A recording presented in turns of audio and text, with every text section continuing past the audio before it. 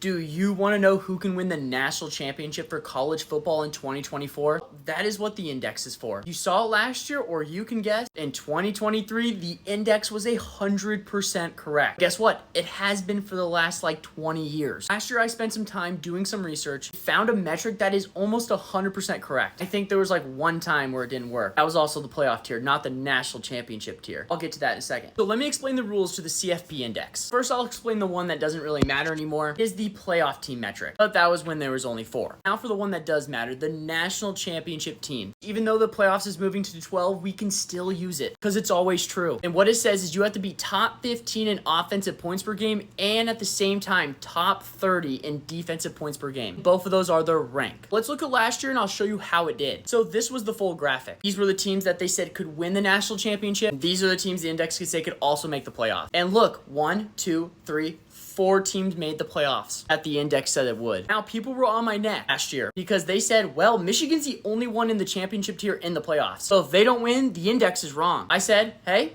hold up.